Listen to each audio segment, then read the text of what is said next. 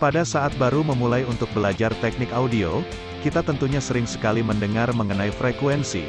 Lalu apa itu frekuensi? Frekuensi adalah suara atau bunyi yang kita dengar dari hasil sebuah benda yang bergetar atau digetarkan. Benda yang digetarkan ini kemudian akan mendorong udara di sekitarnya dan bla bla bla bla. Oke, lanjut. Frekuensi dihitung dengan satuan hertz, artinya berapa kali dalam satu detik benda tersebut bergetar. Itulah yang disebut sebagai frekuensi bunyi.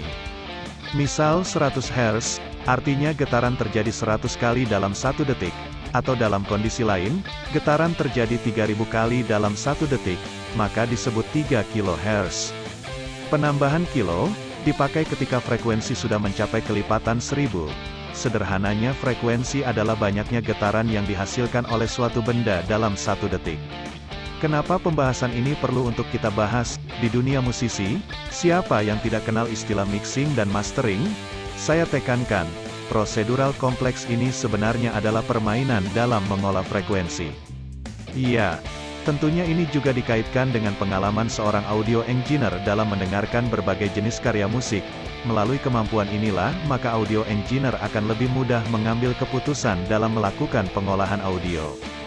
Frekuensi secara luas terbagi atas 3, yaitu frekuensi di bawah 20 Hz disebut sebagai infrasonik, dan di atas 20 kHz disebut ultrasonik, maka di antaranya disebut sebagai audiosonik.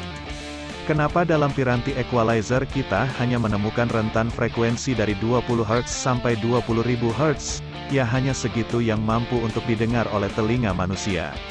Selebihnya hanya bisa dideteksi oleh perangkat khusus. Secara umum rentan frekuensi audiosonik terbagi atas 5, yaitu low frekuensi, rentan 20-80 Hz, low mid frekuensi rentan 100-300 Hz, mid frekuensi rentan 400-2000 Hz, high mid frekuensi rentan 2500-6000 Hz, dan terakhir high frekuensi rentan 8000-20.000 Hz.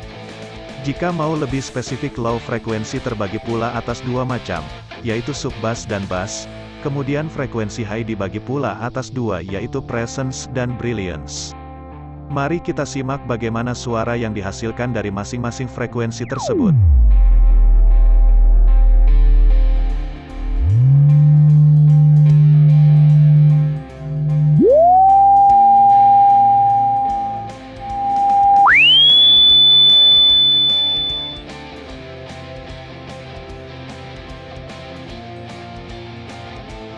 Sedikit saya jelaskan, konon katanya pada rank sub-bass, kamu akan menemukan kekuatan dari sebuah instrumen, akan tetapi sub-bass lebih bisa dirasakan ketimbang didengarkan. Kemudian pada rank bass, biasanya kamu akan menemukan suara-suara seperti pukulan. Lalu lower mid, berisi low order harmonics pada instrumen menyebabkan kita memperoleh nuansa yang lebih hangat. Selanjutnya middle, membuat suara instrumen dalam musik lebih menonjol. Kemudian upper mid, area paling sensitif bagi pendengaran manusia yang dapat membuat kualitas suara lebih terdengar. Dan terakhir presence dan brilliance, memainkan frekuensi ini akan membuat kita bisa mendengarkan kesan jauh, dekat pada instrumen musik tersebut. Akan tetapi juga dapat menambahkan hiss noise, atau suara mendesis, bukan mendesah. Pada sebuah track instrumen dalam memainkan equalizer, ada dua hal yang perlu kamu ketahui, yaitu creative equalizer dan corrective equalizer. Creative equalizer, yaitu ketika kamu berupaya untuk menonjolkan karakter utama dari sebuah instrumen. Biasanya orang-orang akan mencari yang namanya frekuensi fundamental serta frekuensi harmonis. Frekuensi fundamental adalah frekuensi utama yang menjadi karakter sebuah instrumen, sedangkan frekuensi harmonis, frekuensi yang menentukan warna atau saturasi dari sebuah instrumen. Terakhir corrective equalizer, yaitu ketika kamu mencari frekuensi yang sebenarnya tidak perlu ada di dalam sebuah instrumen, misal violin yang lebih dominan pada rank mid-high, atau kamu bisa melakukan cutting pada rentang frekuensi tertentu yang membuat frekuensi fundamental dan harmonis lebih jelas terdengar.